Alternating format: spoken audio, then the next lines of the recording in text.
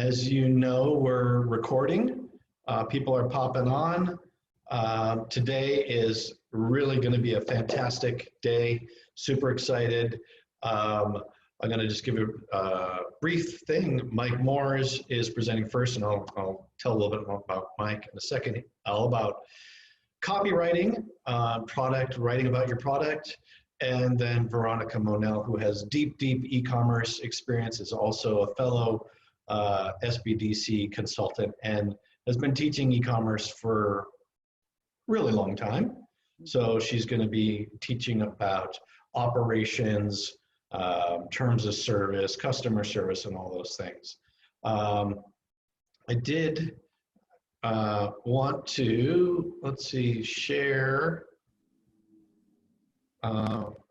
Maybe I'll wait for that. I do want to share just to make sure you know that we have this resources page. I'm sure everyone's been to it, but please be sure to use the resources page. The videos are up and all kinds of resources there. Can you see the Sierra Commons webpage now? Yes? Yes. Cool. Okay, so now that I've uploaded more videos, one little thing I want to show you, that I made a playlist. So there's this little hamburger menu up here, and this is where you select the different videos in the video series. So that's not quite that obvious. I also, to the point of Sierra Commons and Sierra Commons surviving, if you want to keep in touch with us, our email list is at the bottom there, which you probably are already on our list. And there's this really super cool, there's a super cool button down here that says donate. So if you feel like you want to check that button out, see what happens when you click on it, that would be super cool. And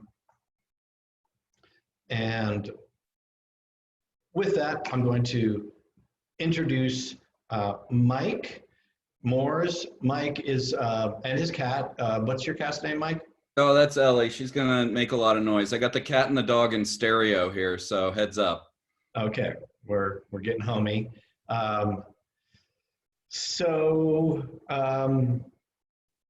Mike is a copywriter. He writes for all kinds of product brands and catalogs, and I don't want to steal your thunder, Mike, but there's this company, Arc'teryx, which is an outdoor product company, and I was, they've just been growing and growing and growing and growing.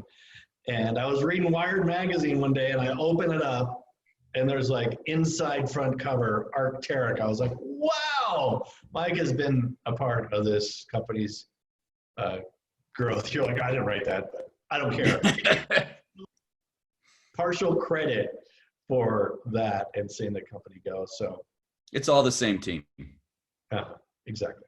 So with that, I'm going to hand it over to Mike. And of course, we have the chat. Mike's going to talk for about 20 minutes, and then we're going to open it up for questions. He's going to answer those questions, go bye-bye. He will be on the panel tomorrow, and then it's going to be all Veronica. So let's get rolling, Mike. Okay.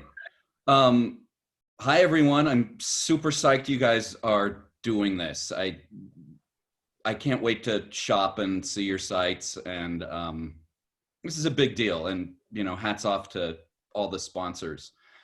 So my name's Mike. I write copy. Most of my customers stem from the outdoor industry. Robert mentioned Arc'teryx. They're very high-end, fancy pants brand. I also write for Adobe Systems. I write for Royal Robbins Travel Clothing. I used to write for Yakima Roof Racks. It's good. I keep busy as I want to. I'm knocking wood, but as busy as I want to. So my background probably focuses more on product copy than ad and stuff, but I do whatever needs to be done. So what I'm going to do is power through a presentation. It's about 20 minutes long, and then if Robert feels there's time, we'll do some Q&A. So just kind of hold your thoughts, maybe put them in chat. But what I'm going to cover is some quick and dirty tips on how to write, and then kind of get into the path you guide your customer along till you get to the buy button. So I'm going to share the screen. Whoops. There we go. Oh, Robert, let me share. Oh, I didn't. Okay. I don't know if I trust you, Mike.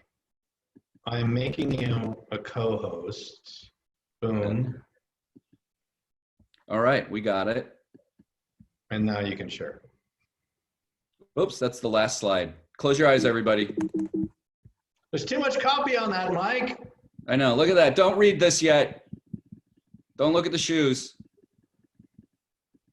It's very unprofessional. All right.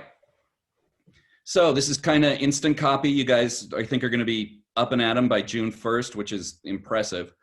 So like I said, I'm going to go through some tips, and then we're going to go through that journey. But first, I kind of want to establish what copywriting isn't and is.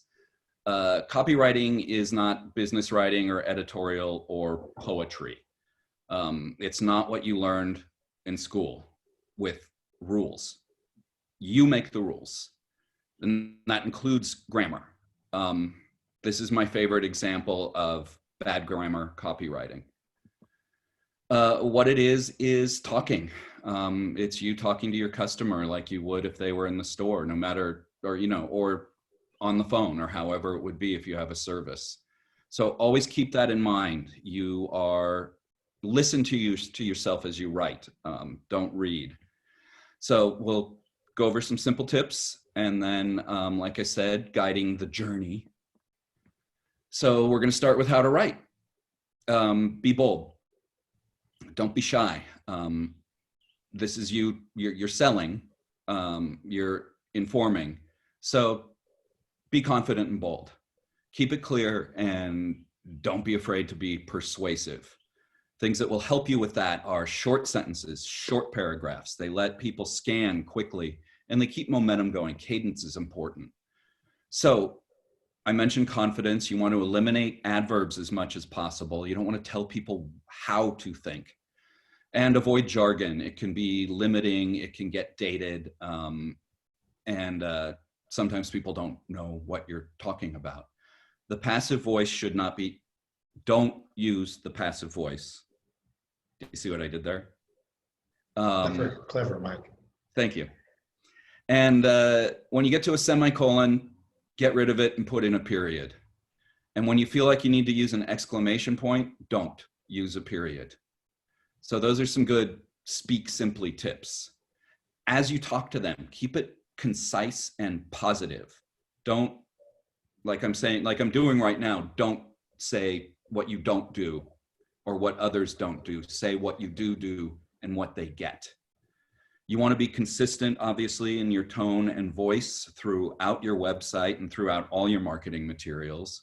And you want to make it about the customer, and again, what they get. And you can relate to them better by using, first and second person. You use we, you, us. Try to avoid I. It's like that first date advice. Don't talk about yourself too much. Talk about the other person. Let them in. And then when you talk, you want to talk like a human. When we talk, we end sentences with prepositions. We use contractions, fragments, the em dash, which is that little double dash right there. Use that creates momentum. And start sentences with conjunctions, ands and ors. It keeps things moving again. We do that. That's how we talk. And then this is the fun part. You got to proofread it. And when you proofread it out loud. And if it sounds weird, it is weird. So you want to fix it then and there. This is probably the simplest, most basic trick I would like you to take with you, is reading it out loud. Okay, here's some random things, and you'll have a copy. I'm gonna interrupt here for a sec. I have a real problem with spelling and grammar. Yeah. and I use Grammarly. You know, I And like what's Grammarly. your thought on Grammarly, given that you're saying use, you can use improper, fragmented sentences? I call it brand grammar. Okay. So what's your Grammarly feeling? is not good at your conscious bad grammar. So when you see that, when it pops up underlined in Grammarly, which is a good tool, everyone, just make sure that you're making the choice. Bad grammar needs to be a choice, not a mistake. The other thing is obviously spell check in Word. Word is, I think, the best thing to work in. It's better than Google Docs. It automatically does M dashes. It automatically does registered trademarks and trademarks. It's a more robust program, but Google Docs is good for it's 15 minutes to the deadline sharing. But you can just upload what you've done in Word. So I just want to get back to these little random things. The copy you write for the web can be used for anything. For the little hang tags, if you make those, little bits of signage, if you have a wall of products, and this is if you have a brick and mortar. You can cut and paste for emails. You can cut and paste for social. Try to cut and paste as much as possible throughout your life. It will save time, and you guys have little time, I know. One thing I really push clients to do is avoid new within the copy. Obviously, you can do like a little tag by the picture or other time-related things, because it forces you to change it later, and you're going to forget it's in there, and 3 years later, something that's labeled new is still going to say new. It's just another thing to save you some hassle and some time. When you write, if you can, picture how the writing will look on the page. That's what I call writing graphically. You want to make sure that the pages are clean, not copy heavy, and easy to scan. People are just flying by. They don't want to read a novel. They want to look at pictures of jewelry. Avoid rhetorical questions. You may not like the answer, and that answer can kill the conversation. So just tell and relate. And then I really don't like exclamation points. They're just too perky. I don't feel like we need to shout at people. Just let the story tell the story. And Robert's going to give you or make available all of this so that you don't have to keep committed all to memory. All right, cadence. It's already up there. I'm sorry, Mike. It's already up there, and just even if you don't it's just a great document to remind you. Look at how he's writing. This is how your writing could look like. It's a great example. Thank you. Okay, I'm going to do a couple quick tricks, things that are great to fall back on. Again, I think cadence is very important, especially once you get on that path with the customer. So one trick is short, short, long. You do a short sentence, then another short sentence, and then a longer one finishes the thought. So like if you look at this right here, read it, feel it. The rhythm pushes you forward. It's almost like a heartbeat. Dun, dun, dun, dun, dun, dun. And then a couple more, a thing called parallel construction. You repeat a clause or a word, and this helps drive cadence. So it's comfortable, it's durable, it's really good looking. And then alliteration. I'm maybe overly fond of this, but it's a sound, it creates almost a staccato rhythm. So proven performance and cozy comfort combine in a clog for street and work. So those are just some things to play with. Okay, we're going to go on the sales journey now. This is the path. You're going to learn about IDA, CLPs, PDPs, and CDAs. So IDA first. This is a marketing 101 trick or concept. It's attention, interest, desire, and action. It's a path. So attention means you grab their attention, usually with a compelling statement or a bold headline. An image can do it. I'm a big fan of using images instead of copy. I know it takes food out of my mouth, but a picture does tell more, 1,000 words. So attention, you've grabbed it. Then you kind of build their interest, get them going, I want to know more. That's where a subhead comes in handy. It plants the seed of why they need the thing. Then desire. This is kind of the fun one. You have them. Now you flame their desire. And a good way to do that isn't like, oh my God, this thing is so cool. It's, this is what the thing will do for you. If it's a service, this is how it will make your life easier. Less stress. You can have more time with your children. You will smell better. You will get more dates. You will just enjoy life more, travel more. That's how you flame desire. And then action is simple. You tell them to buy the thing. You don't ask, tell.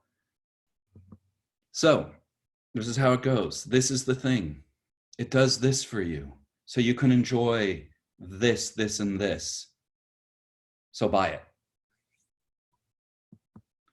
Okay, I'm not going to dwell on homepages. We're going to focus on product, but as far as homepages go, keep it super clean. And by that, I don't mean language. I mean what's on it.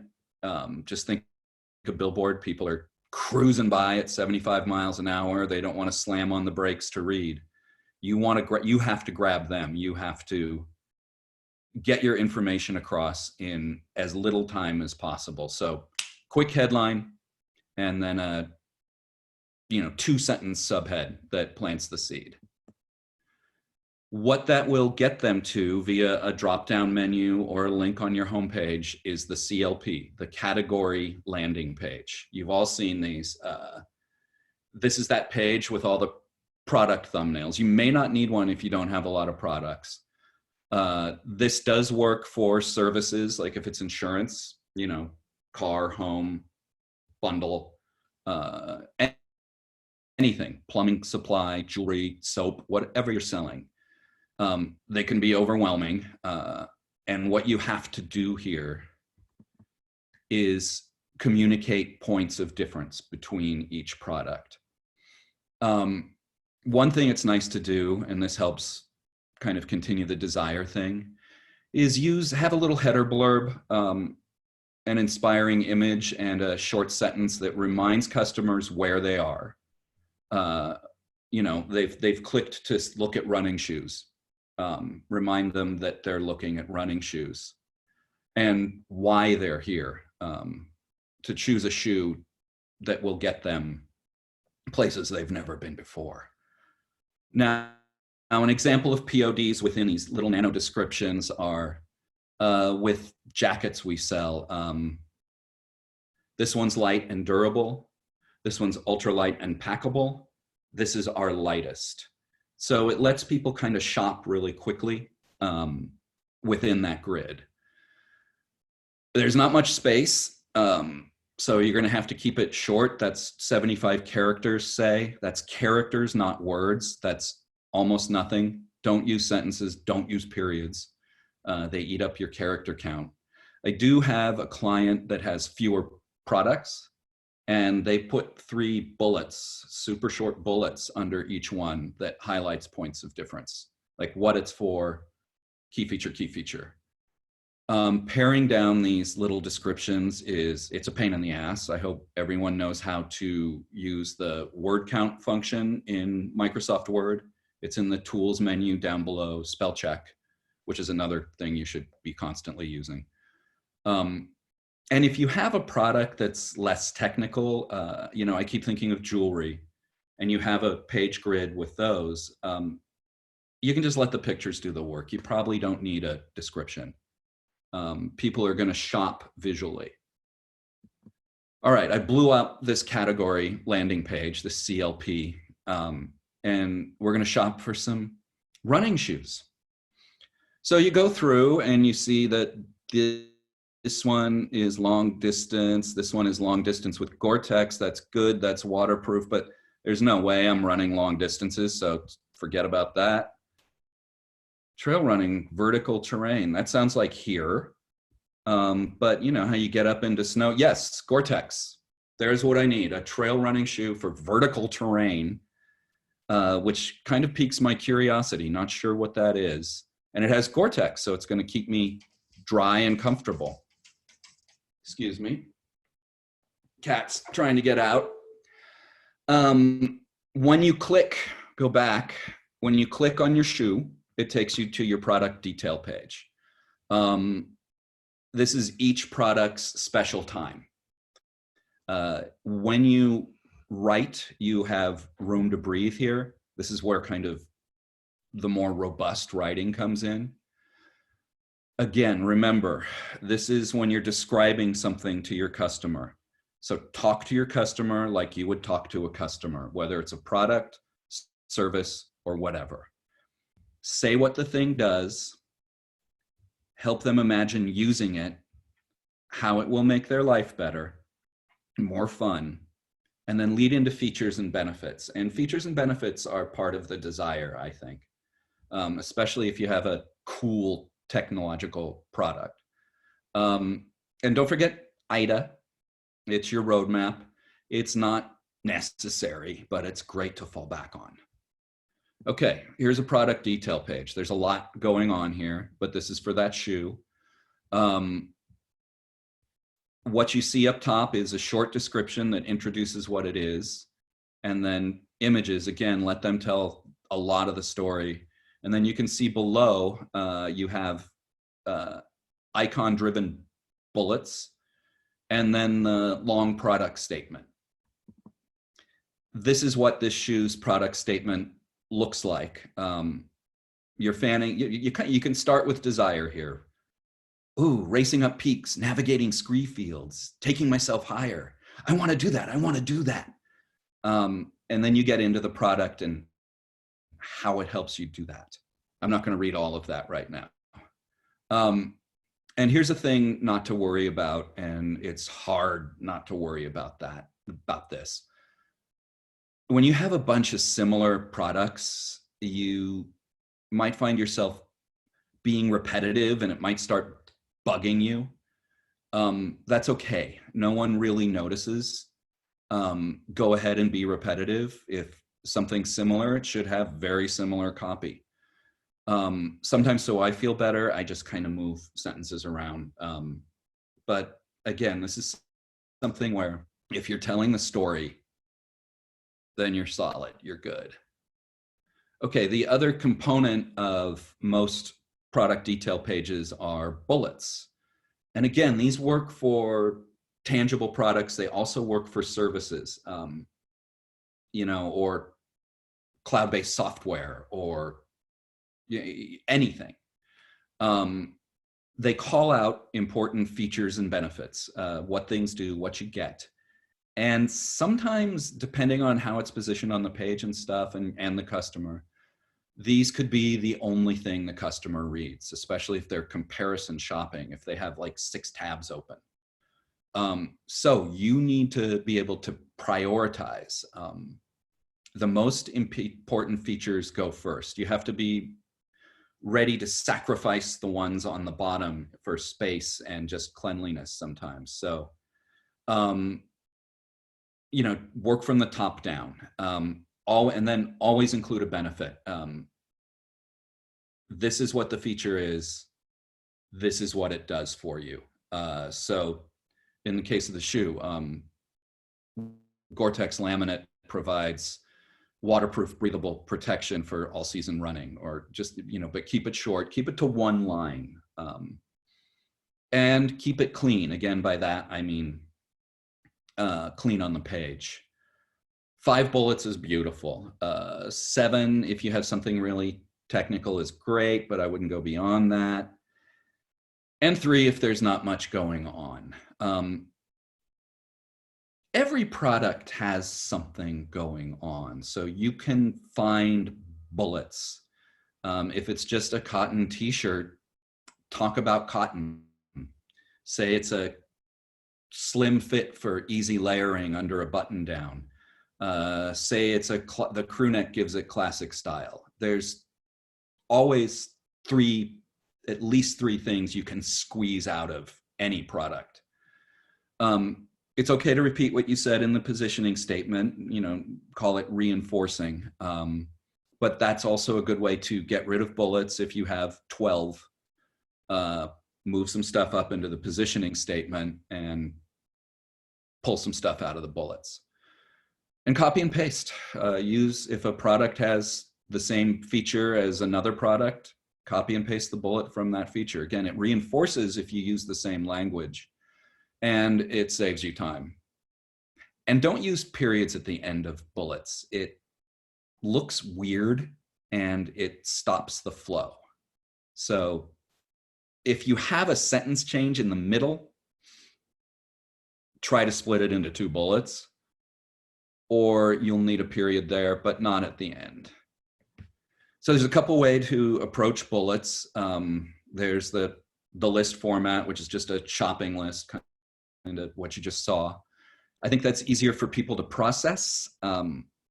It's less fun than the other option, but no graphics are required. So if you aren't a graphic designer and you don't want to hire one, that's the way to go.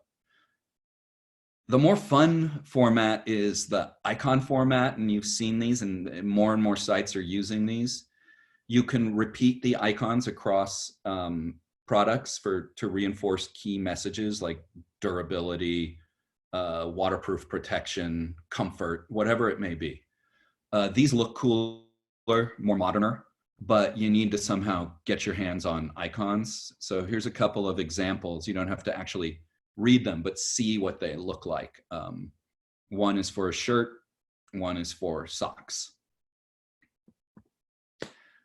Okay. Mike, we do have a question about size of text and the platform it's being viewed on. Is it just, count on your platform being mobile friendly and adaptable to that, or? I hope it's a flexible platform. I don't know that any aren't these days. But yes, make sure it's mobile friendly. As I get older, I find that bigger font is better. But, people can hit Command plus. People should buy phones with bigger screens as they get older. I think more, I don't know how much the platform determines font size, but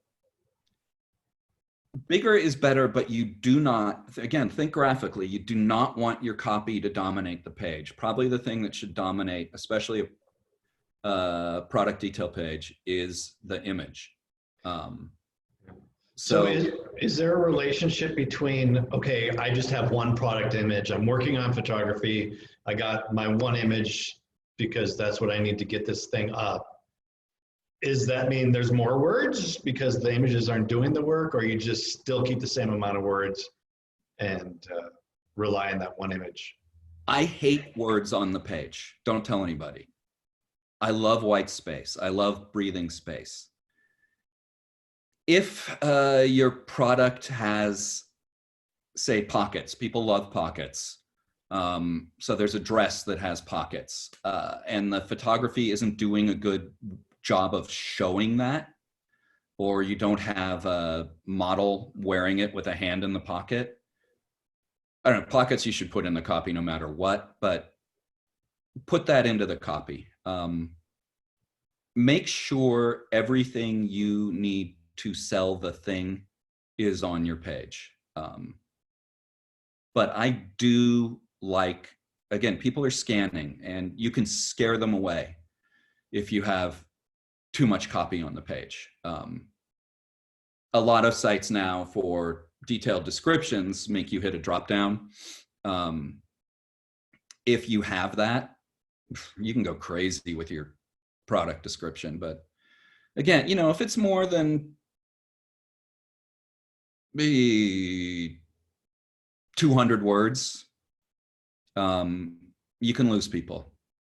And font size, make it readable. Don't, you're going to have to use your judgment, see what it looks like, but it has to, for people to read it, it has to be readable.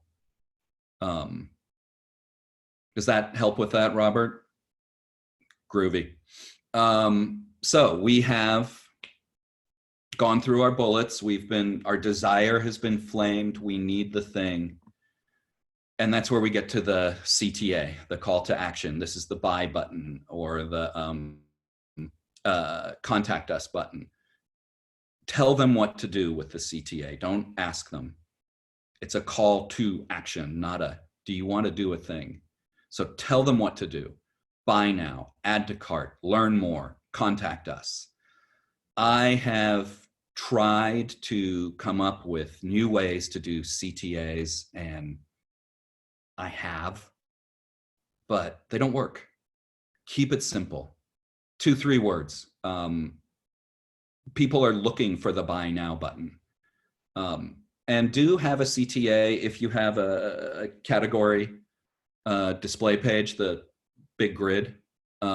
Be sure to have add to carts on your products right there. Somebody may not want to take the journey and they may want to get to the destination.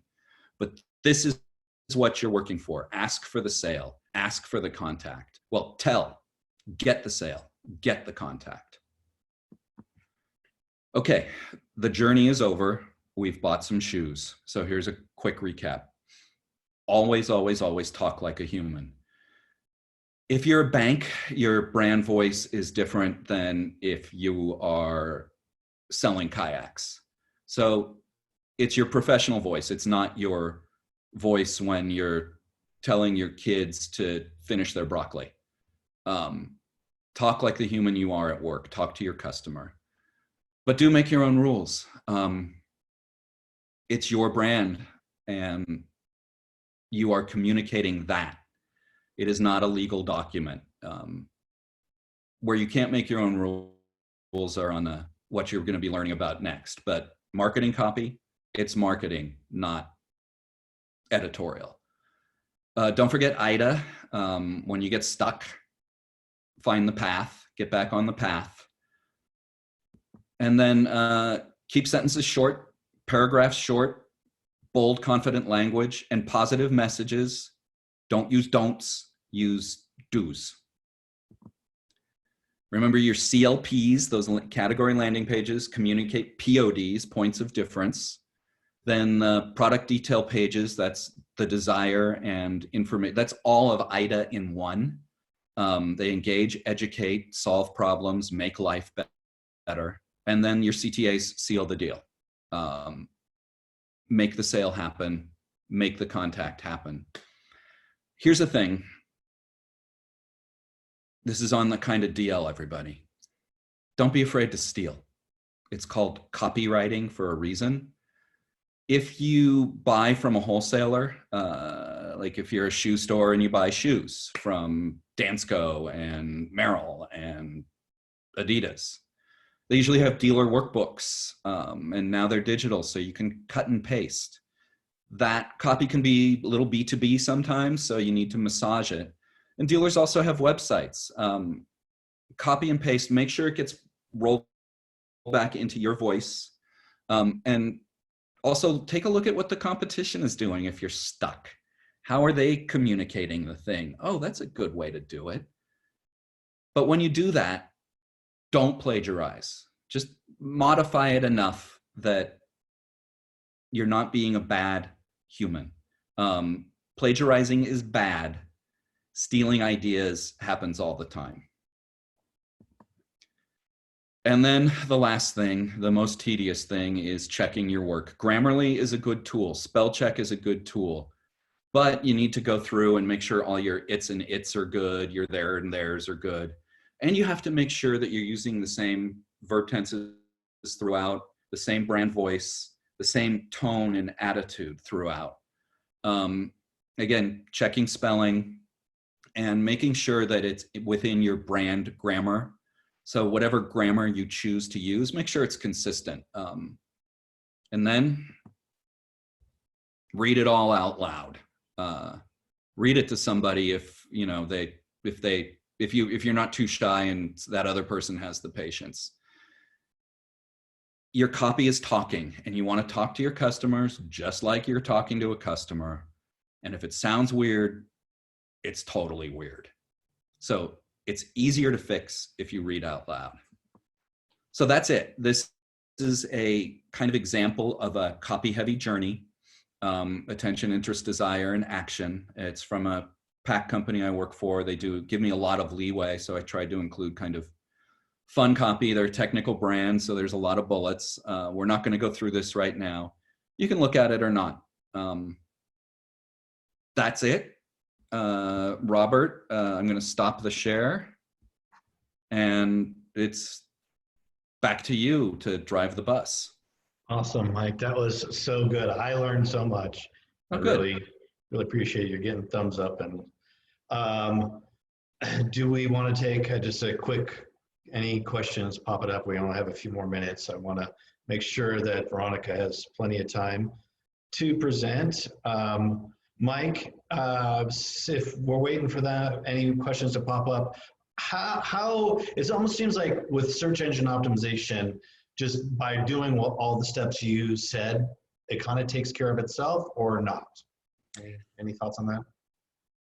I hate SEO because I'm kind of an artist, and you know, I like to keep things pure.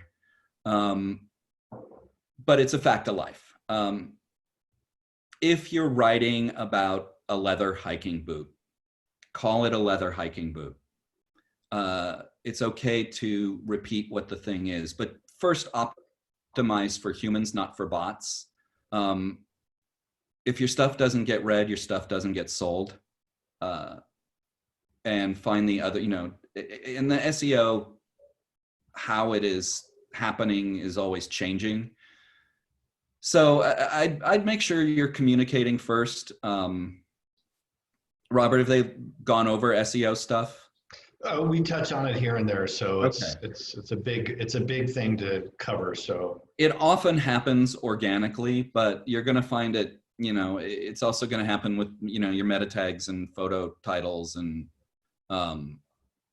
stuff that does not necessarily live in your copy. But when you say what your thing is, if it's auto insurance and you say auto insurance, that's going to help. Don't keyword pack though. Oh God, please no. Okay. Excellent, Mike. Thank you. People love you. His presentation is online. I'm going to take a second here while we're talking about Don't Steal and icons. Thank you, Allison, for posting that list. I do want to just do a quick thing. You can refer back to this on the video. If you are looking for images, you're in Google. Say you type in flowers. There's this thing here where you can go to images and see images. These are, you can't just grab these images, but if you go to tools, this menu pops down and you can say labeled for reuse. Oops, I got click happy there. Oh no, okay, so these are labeled for free use. So all of these images you can use legally. And it's a great way to find images. You could also say icons or things like that. And so here's a way to get some free images. It's always best to take your own, but that's one trick. So with that, thank you, Mike. Enjoy your cat, your dog, your day. Hang out as long as you want. We'll see you tomorrow for the panel. Yeah, I got to bail. I have a deadline. Okay, I'll see you. And now next up, Veronica, thank you so much for hanging out. And sure. Feel free to add anything about copy or just take it away. If you do want to take a second and tell a little bit about your business, I know that there's a slide on that. Feel free to let people know that you're available. Let me share my screen. So you, Veronica is an SBDC consultant, and I believe just like all of the other, I've been saying sign up for SBDC to get your free one-to-one consulting. I believe you're available for that. Is that? Yes, I'm available for one-on-one consulting, and I'm going to give everybody an email address at the end of this. So that's the easiest way to reach me. Robert, and as you mentioned earlier, I'm on LinkedIn every single day. So if you have an urgent question, connect with me on LinkedIn, and Messenger is where I live. Email is snail mail for me.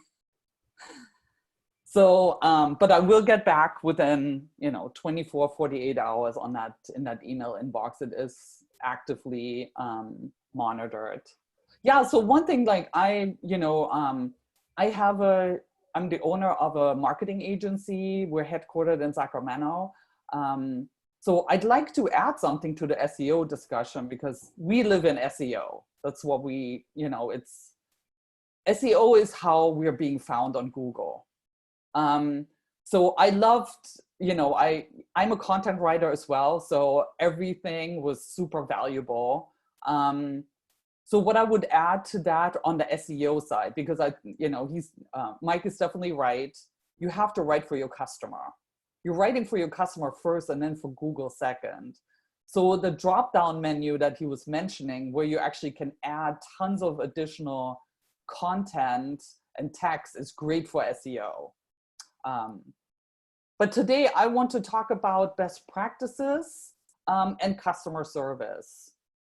So I've been an SBDC consultant for about 5 years. I'm also a regional SBDC advisor. That means that I work in the entire region, from the Oregon border down to south of San Jose.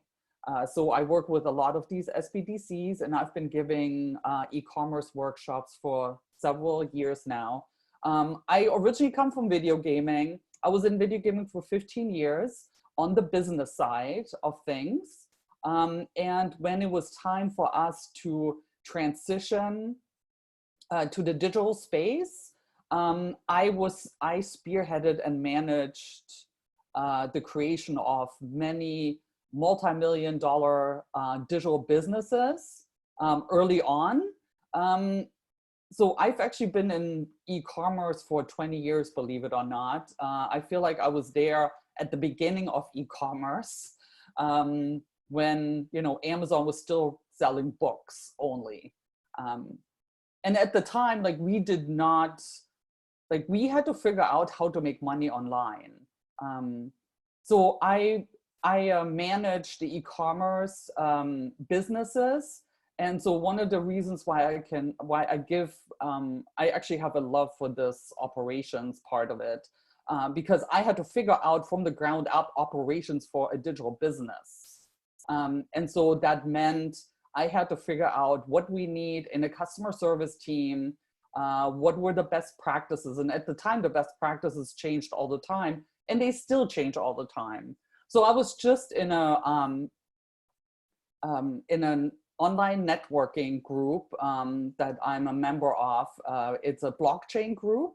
And they mentioned that the latest statistics show that e-commerce, since the start of the pandemic, has doubled. We have not seen this before. I was not surprised. Actually, I was surprised it only doubled. But we definitely see the tendency going to more e-commerce.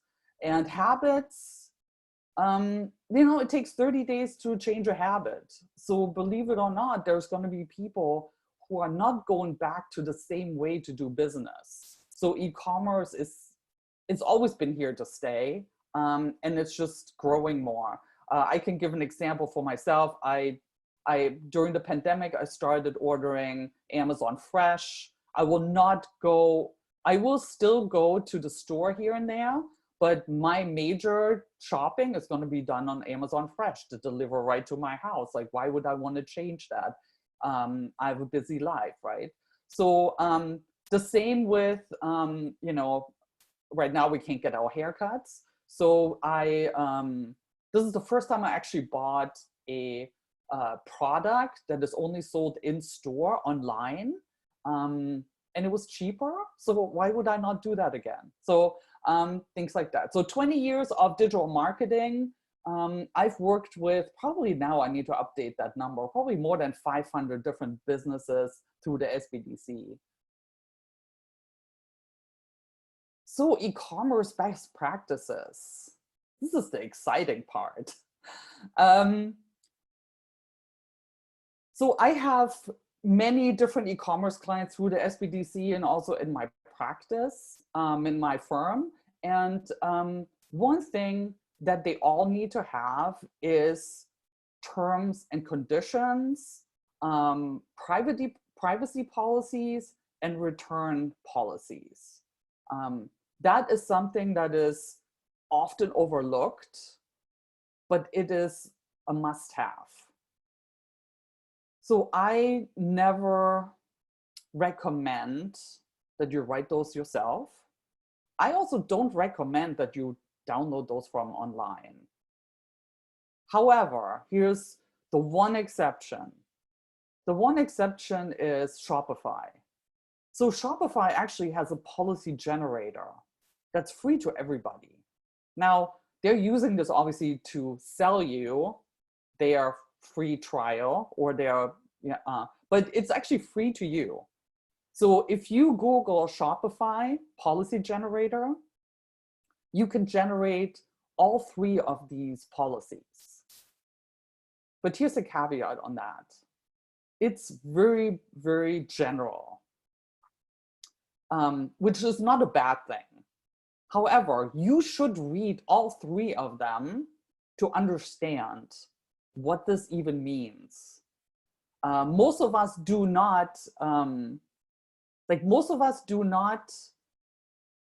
read somebody else's terms and conditions or terms of use. They're always named a little differently.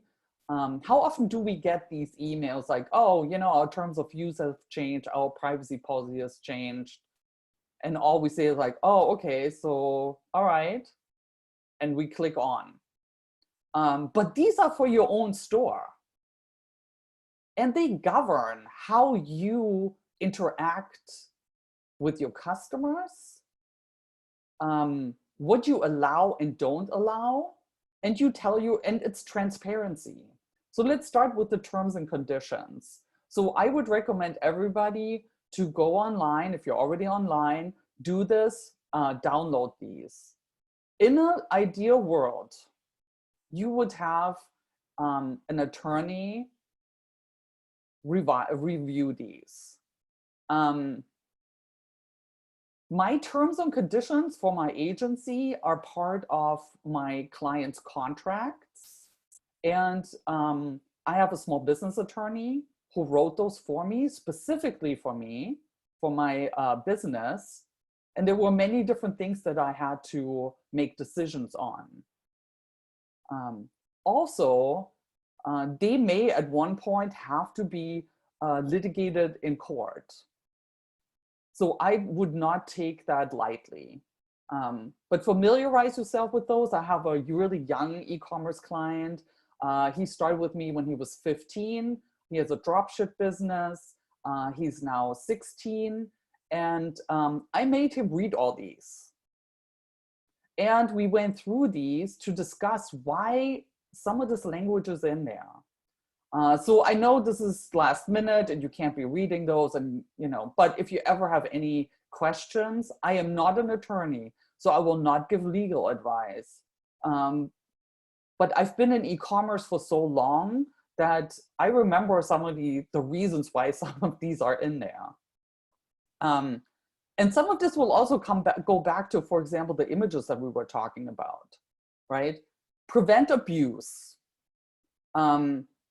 is one of the reasons why you need terms and conditions, right? If you, if you have customers or clients who are, for example, taking your images, right?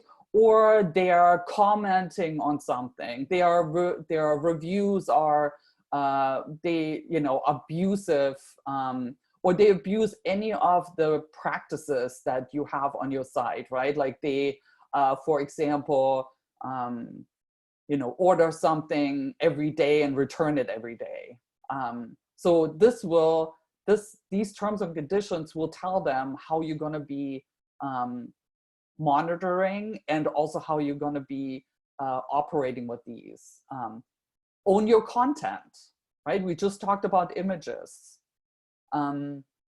If these are your images, and this happens all the time, if these are your images and you do not want them to be distributed, you say that in the terms and conditions. I have clients, for example, I have one client, she is a print model, and she has come across her content in companies' ads.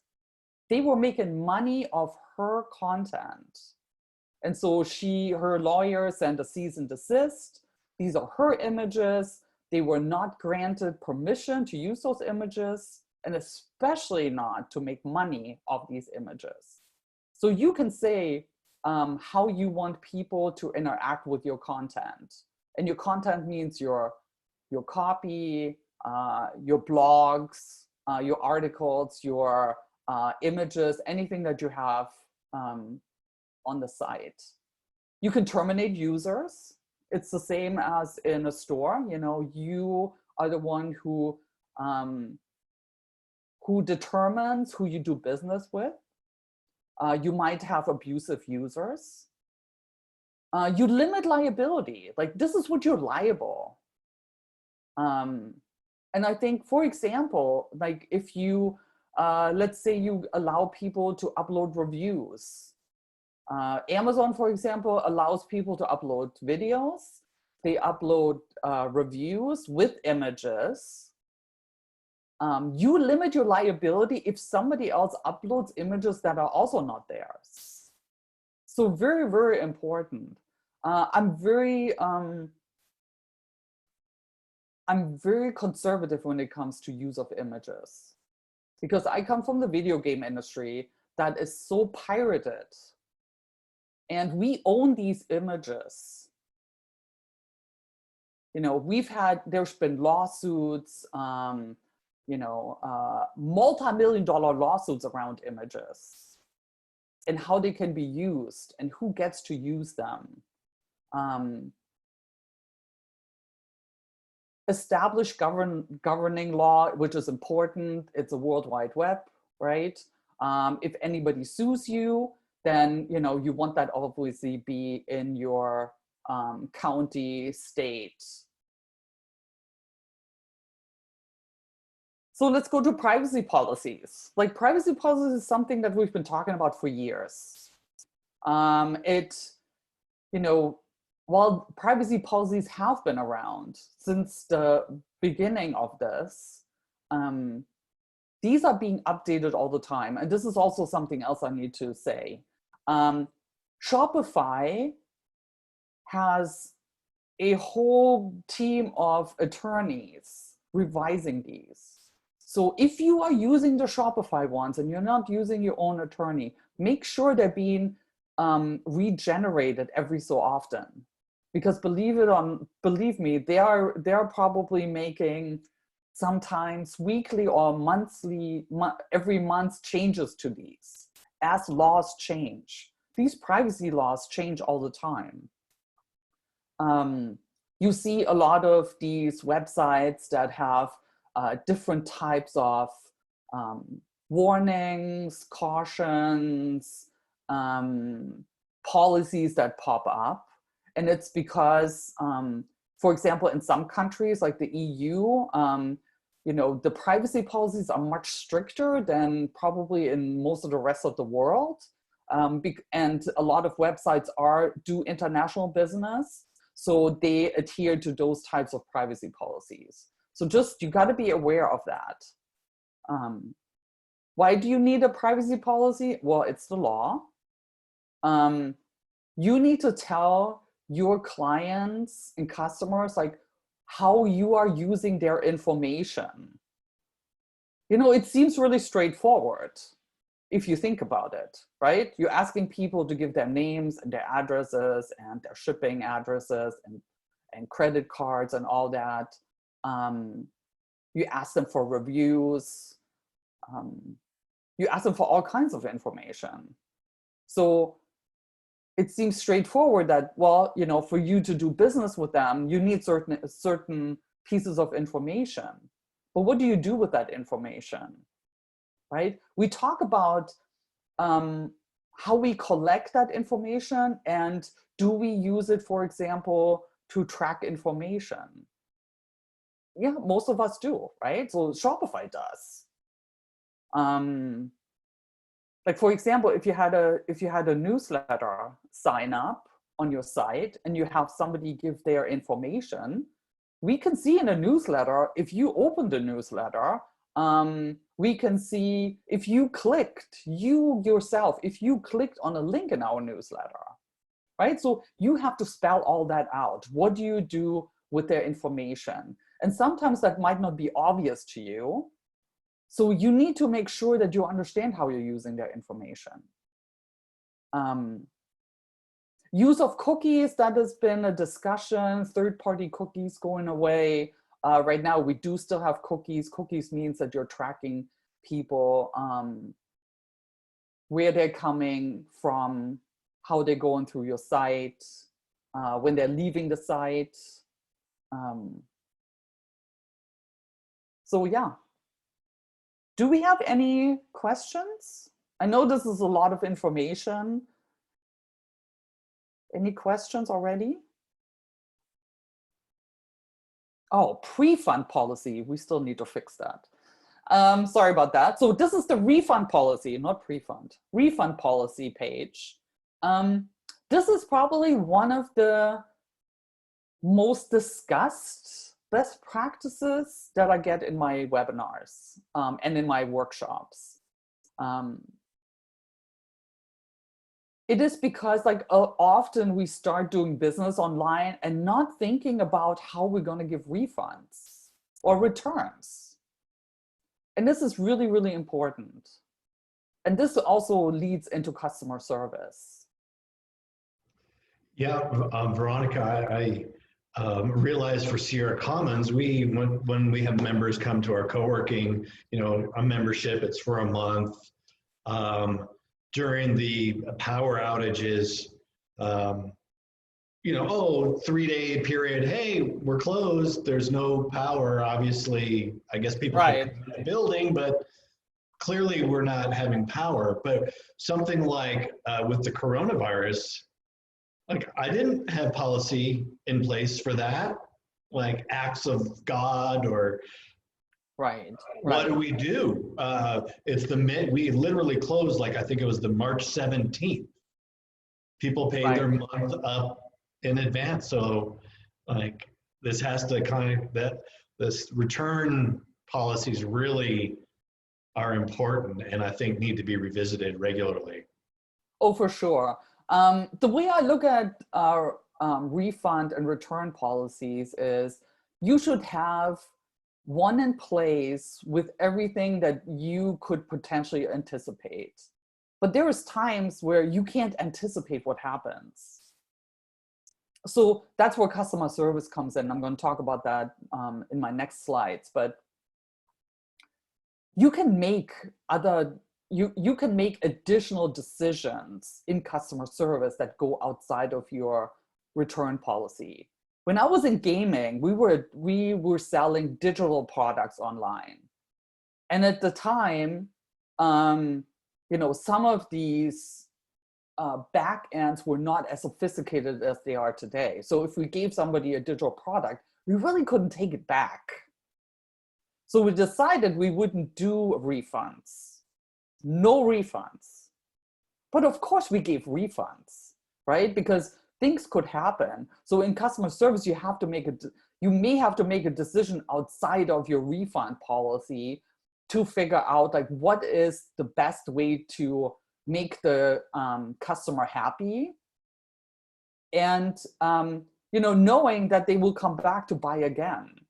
Like, how often have you tried to get a refund on something that you know, the refund policy said it's after 30 days and you're not getting one, right? So sometimes we negotiate, and that's what your customers will be doing too. But there's times when it's also being abused. So I would look at it that way. What kind of refund do you offer? Do you give them the money back?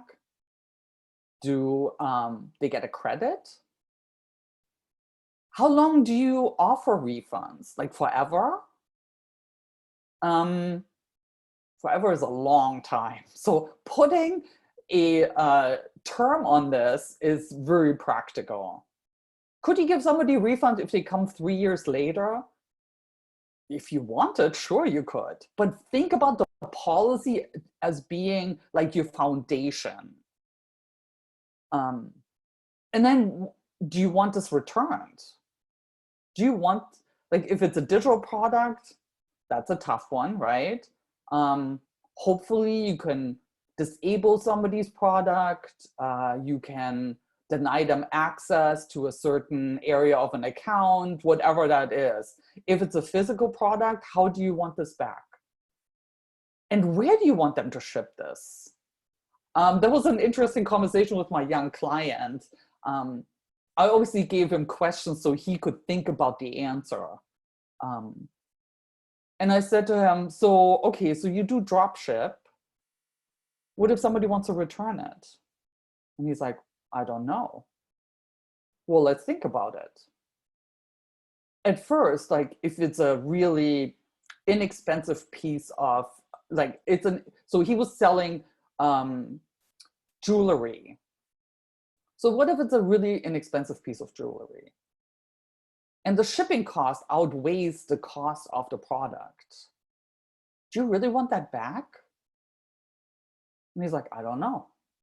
But you got to think about all these things. Like, all the things that you don't know, you need to figure out, and you need to make decisions on. Can you change the refund policy? Oh yeah, because actually that says in the terms of use that you can make changes to anything at any time. And so in reality, like, when you read through all these, it's going to sound obviously very legal, which it is. But think about it, what it does in your store. For example, I'm just going to give you some examples now. And those are things that really happened. So you have up a product, and the color is red, and you ship that to somebody, and you have a picture up. You know, unless you have a photographer take those images, your images may not represent exactly the color of this product. So the customer gets the product and says, like, well, this is pink. You know, like, no, it's red. No, it's pink. Right? I wanted this to be pink. It was pink on your site. You go back to your product page, and the image looks a little pink, right? So that is really not so from a legal standpoint, that might not be a reason for the refund, because you said it was red. And you can also change, there can be color variation. That's actually what it says in the terms and conditions. There can be color variations. What if you were selling a product where you had to change manufacturers? Most likely, it's not going to be exactly the same quality, and it's exactly the same color. So this would also make sure that you can make those kind of changes. So you can actually say to that customer, it's like, no, you know, it is, you know, it is the color that I said it is, and this is what you ordered. Now, in real life, are you going to give this person a refund or not? That's up to you. But that's where the real life comes in. That that is above and beyond, you know, the legalese that you set. But also, you know, I would make sure you don't get, you know, you don't get abused. Also, what you have to keep in mind is that people will leave bad reviews. You can't do anything about that. And then on many of these sites, you can't take those down. On your own site, you could take them down, but not on anybody else's. So that's where, customer service comes from. Yeah, so on the refunds, you have to be super clear. There are people who will make a decision based on the refund policy. So you have to think about that too. If you want to close the sale and people don't know if they can give this back, there's a lot of customers that will not buy from somewhere where they can't get a refund if they don't like it. Or if the refund, if they have to pay for shipping back, they might not buy it. All these things are considerations for your store and the success of your store. I rarely return things. However, like if it says on, I just ordered something from a third-party seller on Amazon, and it said that it's free returns. Free returns means that if they want me to send this back, they're gonna pay for it. That gives me that gives me some trust in them, and trust is what actually sells products online. So that is the number one. There is a question about someone selling swimwear and they don't want to make it returnable. There's this, I wonder how people deal with this balance of, I don't want to lose the inventory. It costs me money. I can't resell it. And then we're dealing with Amazon, who it's like, and I think the studies show, if it's free shipping, free returns, super liberal return policy, people expect, I expect that when I buy. Of course, me too. But then if you're a mom and pop and wow, that made a huge impact on my bottom line and I have to eat that, like how do small businesses navigate that? Amazon sets the standard, if we like it or not, right? And I would think about like, what do you expect as a customer? The reality is that we want instant gratification. We want everything to be convenient. We want everything to be easy. And we want the stores to do what's best for us.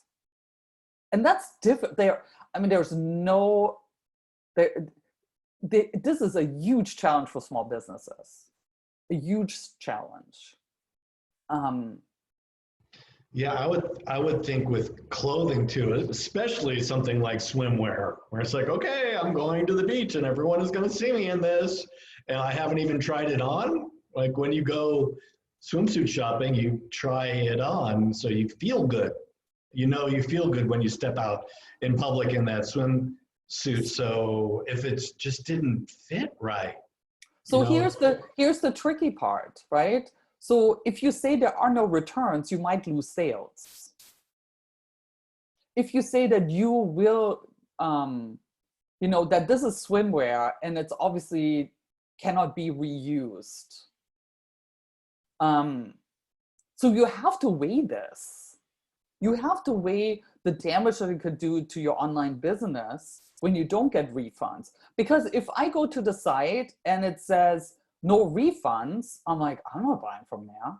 I mean, that's the reality. It's not about like how, there is a reality and we have to live within that reality. You could stipulate that there are returns under very specific guidelines, for example. But yeah, you can't reuse this. I mean, Amazon does not reuse their returns. And I know they're bigger, like I'm not saying that they have the same challenges.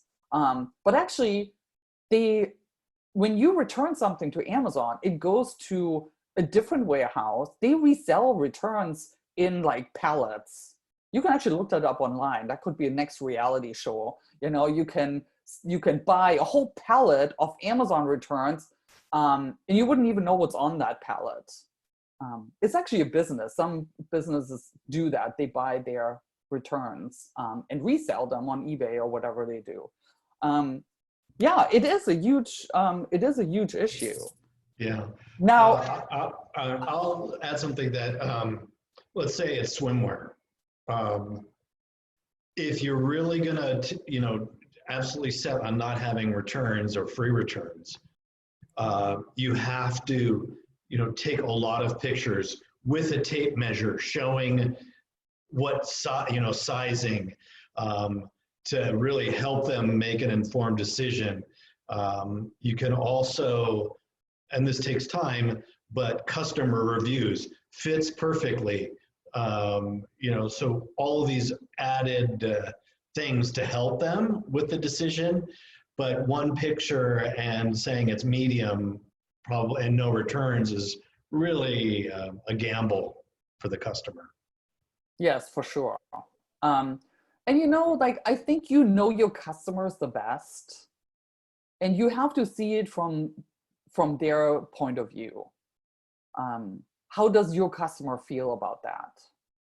Like, is your customer somebody who returns a lot of things? There's people who don't use it and don't return it. That's also a reality. But yeah, you have to really think about it. But there is no, like, if you like Amazon or not, doesn't really matter. They set the standard. I'm a Prime member at Amazon. I personally love Amazon because I'm an e-commerce expert.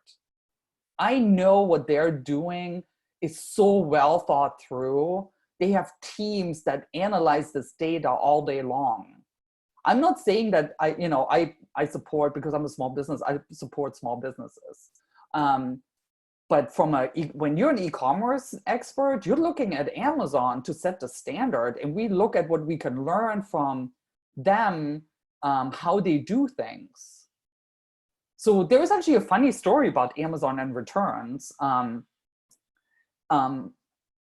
When they first started, and you can read about that, so it's been written about a lot. Jeff Bezos decided they would give returns, no questions asked, 30 days. But they didn't know how to do this. So early on, his team said, like, how would we do this? Like, where would this even go? Like, our warehouse has a hard time accepting returns. And then how do we give them the money back? So none of this was actually, it took a long, long time for them to get the returns right. But he insisted, no matter what would happen, that they would give 30-day returns, no questions asked. So of course they were getting returns. The funny part about this is, and I'm sure it wasn't funny at the time, is that they would give cash returns, right? So they would refund people their money. And so their business checking account would go negative all the time. They would have to call an investor to write a check, which they would manually deliver to the bank to get back into the positive. So I think that's funny. But this is also teaching us something. Yes, it's not easy. We got to figure this out. Yeah. And sometimes you're figuring this out as you are doing it. That is, that's the way to do it. Like, you have to figure it out on the ground. So make some decisions, and think about what your customer wants. It's just like we were saying, like Mike was saying about the copy. It's about your customer. It's not about us. I know we have to run. We want to run a profitable business, right? That is the goal here. And when I was managing multi-million-dollar businesses, the returns were brutal. We actually had to, we had to make certain assumptions on return and build that into our business. And small business or not, you have to think about that. Yeah. As you get more experience with that, you can anticipate a percentage of returns. Yeah. Is this something similar, Veronica, something like if you had a brick and mortar and you knew there was going to be theft, there was shrinkage, and yes, you say there's thing. 10% shrinkage, and you just have to deal with that. Unfortunately, returns are something similar to that. That's just a comment. But also there's quite a bit of chat, and there's quite a few artists in this group that have one-of-a-kind type items. So in the chat, there's quite a bit of talk about, well, that is a no return policy, but if you're making, swimwear, which is maybe not one of a kind, it's a different animal. Could you address that a little bit? I work with artists too on e-commerce solutions, and they do actually get returned sometimes. When, oh, I thought this was going to look like this, but then it doesn't look like that, right? So I think you can say no returns, but that does not mean that you're not going to return anything. I think that's my point here, right? Like when you have a custom piece, I would say no return, right? It's a custom piece. But in customer service, you may have to make a decision on giving somebody a return or not. Yeah, could you say, well, heck no, I'm not refunding this. This is yours. You wanted it, I made it for you. But you have to make that decision. To me, if I look at e-commerce, sometimes I have to weigh also the issue that I would have with poor reviews. And we did this a lot of times in even multi-million-dollar businesses. Is that worth a whole wave of bad reviews? No, because they never go away, right? Those bad reviews are gonna be there. Somebody Googles you and they see the bad review, then it is even tougher. And you could be angry about I have so many clients who are angry about their reviews. There's nothing we can do about it. The only thing is that we can do is do the best for our customers and get the good reviews. But that's the reality. So as much as I could give you all kinds of advice on this, but the reality is going to be the reality on the ground. You're going to have to make the decision. And if you do get a bad review, that's not the end either, right? You can still make it right or come to some kind of terms with somebody. And I have clients who do this all the time. Take it offline, make it, make them another piece, give them a credit. I don't know, customers are customers, and the web is so that anybody can say anything. Big brands get annihilated on social media when they make a bad decision, customer service decision. We see it all the time. Do we have any more questions before I go on to taxes? Well, I posted something, but maybe you could address it a little bit more. Sometimes there's returns within a certain amount of time, but the customer pays the shipping. So that seems to, help the business owner a little bit. Have you seen that work well? No. No. So, I know from when we're a small business owner, we think about us, right? But what the reality is, and if I'm going to talk more about customer service, I build a whole customer service team. And no matter how you think about your business and your product, the customer does not know any of this, right? They don't know that return is going to hurt you. They don't know what you're struggling with behind the scenes. And most of them do not care. As much as we want to, everybody wants to support small businesses, it's still about their purchase and to making it right for them. So unfortunately, that's the reality on the ground. And I've not seen it any other way. Please prove me wrong here. And there are sometimes, if you put a human face on your customer service, which I always recommend, that's where things are a little bit better. We actually had times where our president would call the customer completely unexpected, right? Like who's going to get a call from a president, CEO in video gaming because they complained about something that was really, in the big scheme of things, minute. And they would explain the situation, they would make it right. And suddenly the angry customer is no longer angry. So there's a lot of ways to do customer service. But the argument is like, well, that costs my business. I don't know if that would go well if somebody said that to you, right? In the end, you got to do the right thing by the customer, and you got to figure it out in your business. So customer service more, but I just want to mention taxes. Again, I'm not a tax expert. I'm not a legal or tax expert, but I've dealt with sales taxes online from day one when there were no sales taxes online. And now the sales tax discussion changes all the time. So so while I don't want to go into the details of taxes, you have to understand that the tax obligation is with you as the business owner. It does not matter if you're using Shopify, if you're using an app. There's apps that help you with sales taxes. It does not matter. When you read their terms and conditions, they will tell you that our service is to collect taxes and pass through taxes to the tax authorities. But in no way are they responsible that everything is as it should be.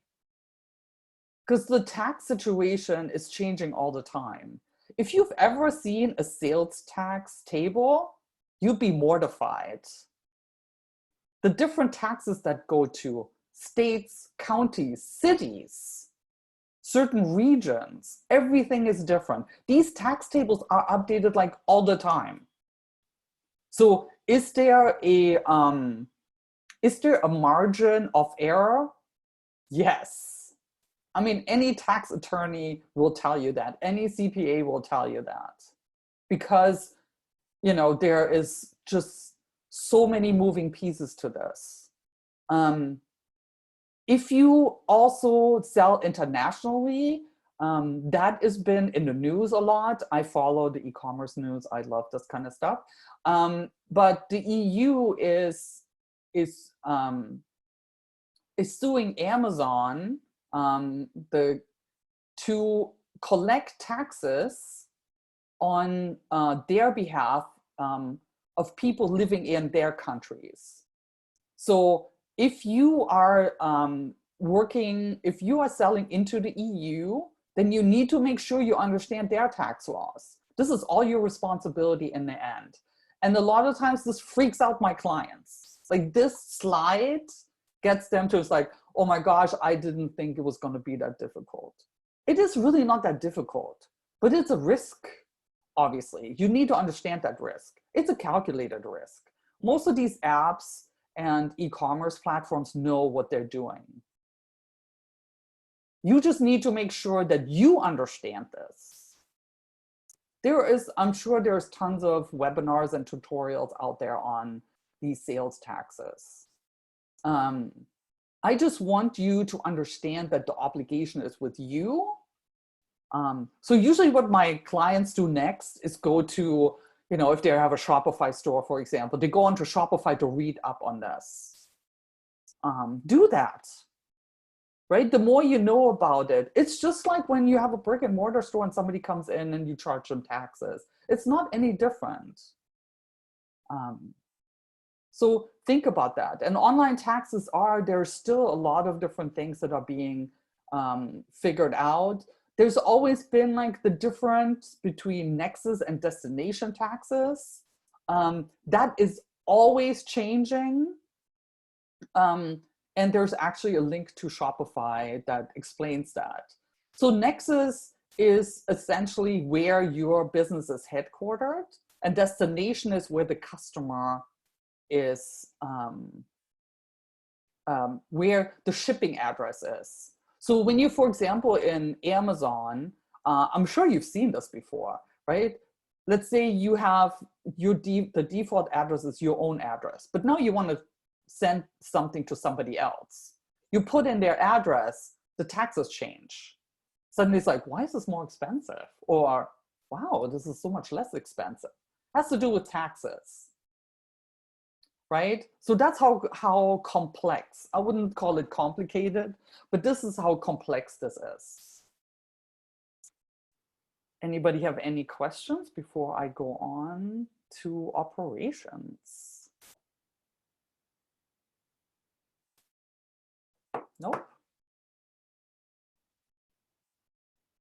All right, customer service. Yeah, you lucked out on that one. I know that the taxes can be pretty, yeah, great. you know, I mean, I dealt, I'm still dealing with many different platforms that sell. You know, we used to sell on iTunes, App Store, different video game platforms and such, and they were all different. So if you have an app, for example, I don't know who you know, what kind of businesses are on this, but if you have an app and you're in the App Store, for example, you know, they do a lot of this on your behalf. You can actually select where your app is available. And you might be mortified if you look at the different, you know, tax obligations around the world. So for example, if you had an app on the Apple App Store and you want to sell into Japan, you know, maybe this is something that, you know, Brazil, for example, is a big e-commerce opportunity. Yeah, so Apple is actually pretty good about telling you, obviously, like all the different moving pieces around taxes in these different territories. But again, they do the same thing. It's like, yes, we collect on your behalf, and we, in some of these territories, and others, like you're on your own, depending what that is. So you just gotta know. You just gotta know what the facts are. Yeah, you know, the more information you have, the better. There are a few questions. One question is, doesn't point of sale determine the tax? And then the other is about Shopify and the difficulty of setting up tax and stuff like that. Yeah, so that's a good question. It's like it's the difference between the nexus and the destination taxes. So that changes all the time. There are different rules for some products. There's also discussion now that services are going to be taxed. So these are moving pieces. Like you need to understand that for your own product and business. So I do not want to give advice on that because it is more complex than I can answer here. Okay, So, and what about any insight on that? We did have a session on platforms, whether it's Shopify or SquareUp, or do you have any insight onto which one makes that tax part easier? Are they all about the same? they're all about the same, yeah. But again, right, like I would also look up if people have had problems with taxes. Like, so, you know, I would also make sure that you go with the most legitimate ones.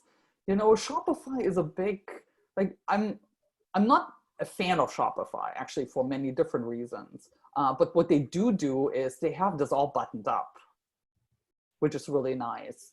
And you see that with Squarespace. I don't, you know, I'm not an expert on Wix, so I can't say that. But you know, I actually have a lot of, like, talking about Amazon, I have a lot of e-commerce clients who love selling on Amazon. And the reason is because all those issues, all the challenges that we were talking about, Amazon actually takes care of that. And, you know, sometimes I have clients who say like, well, but this is all expensive. Well, we just talked about how expensive returns are, right? How expensive is customer service? That's what they take care of. And I actually think, like, from from my standpoint, having managed all businesses like that and also have sold on Amazon, that is not such a bad deal because some of this is really expensive. So look at the terms of that Amazon. So I would not disregard Amazon at all. I don't know if you've had a session on that, but yeah, definitely a Yeah, we haven't really focused on Amazon. I think a lot of the students here, and correct me if I'm wrong, but they have a brick and mortar and we're trying to help them keep their brick and mortar and have e-commerce as a component of that. Amazon is helpful in many ways, but I think the general feeling is that competing on a commodity basis is not the best solution for the majority of our students here in the class. And Amazon is pretty much all about the price, and it's hard to compete there. I would disagree, but I think that Please, needs to be another session. That needs to be another session because I think a small business can be successful on Amazon. There's no doubt. Yeah. But Amazon is a whole different class, right? Yeah, it is. It's a different animal for sure. Because, Go ahead. I'm sorry. Go ahead. And I actually have clients on Amazon. So I would say this. Like the most successful are the ones with trademarks because Amazon treats them more of it like as a preferred customer. And it is really tough if you're not being fulfilled by Amazon to be successful there. So there is just some limitations because Prime is Prime, right? If you're not part of Prime, it's really difficult. Somebody would have to really be specifically looking for your product. But I actually had that. Like I have this SBDC client in the Mendocino area, and she did a test product, which I thought was really cool. She did a test product. It was a handmade product. So she made like 100 of them. It was not super high end. It was like a medium price. And she just wanted to learn how to sell on Amazon. So I was teaching her some tips and tricks, and she actually got the first sales. And it's like, wow, like I'm on the first page, like I'm on, I'm 3 lines down, I'm moving up, right? It's not about like all the other noise. It's about staying in your, like, focusing on your customers that are also there. Right?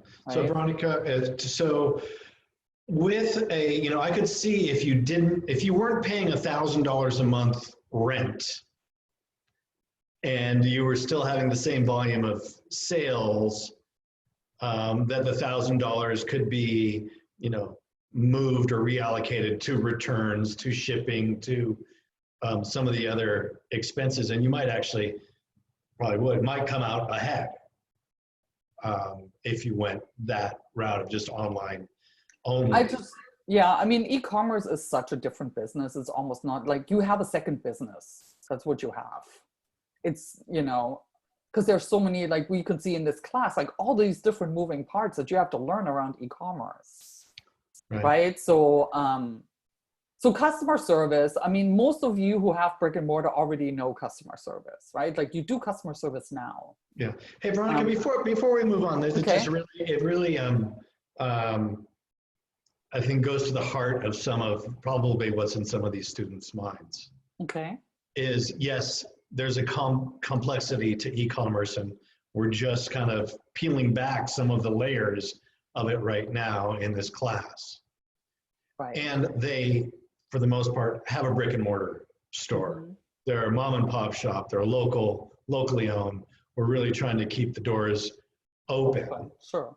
So given your deep insight into e-commerce, given the fact that it's a huge undertaking and almost a second business, what just words of wisdom do you have to these shop owners that are in this particular situation? The fire season's coming up.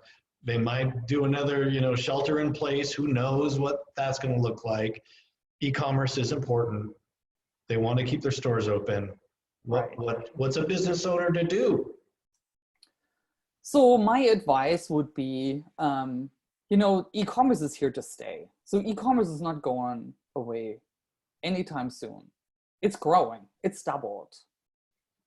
So as a marketer, I live by statistics, right? Analytics. Analytics show us certain trends, and the trend is digital. There is no doubt. We are in, you know, I was in one of the first digital transformations, part of building e-commerce businesses online for the first time around. And we are in another one. And this is now speeding up. We have made leaps on digital. Like everybody is thinking digital. I don't know who is not, right? Like government, you know, state agencies are having problems working remote because they're not digital. Like digital is here. It's not going anywhere. So it is, I believe that e-commerce, and this is my experience, is a whole different business. Yes, you can have the same product that you sell in brick and mortar and you sell in e-commerce, but e-commerce is learning another business. So if you are a small team, dedicate one person to e-commerce and to learn all this. Find somebody on your team. I love you. Find somebody on your team who loves learning something new and would be open to learning this. Like I'm just now starting to work with a client. They have electronic parts in a warehouse business. They sell B2B mostly, some B2C. And they're just learning, like people are not coming to the warehouse, right? They already have competition online. So they dedicated one of the team members to learn e-commerce. And it is a challenge, but they are like, they know that for the long run, they will need this.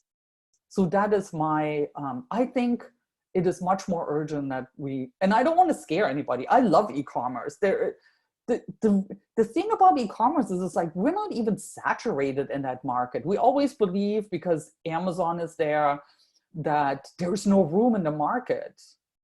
It's actually not true. Even today, there's still more people buying things in person, in stores, than online. But the trend is, I'm talking about the trend is going online. And we are seeing retailers closing, major retail chains that's been struggling because of e-commerce, because they couldn't get it right, or they have competition. So I truly believe that as a business today, as a small business, when you have the opportunity with an e-commerce component, you gotta be dedicated to it and make a commitment to it. So that's my that's my advice, and that's what I see. Like I currently have 2 active e-commerce clients from the SBDC, and both of these teams are like all in. Like they're like all in, right? That doesn't mean that they don't have a brick and mortar, but they have a team dedicated to learning all the ins and outs. They have goals. And so it's about commitment. It's about commitment and learning this. Yeah, and with, there, like you said, there has been a major shift. It's like if you had a career and you got fired or laid off from your job and you're like, okay, well, I have to make a change. This is one of those moments where, you may not have time, you may not have the resources, but things changed and are changing.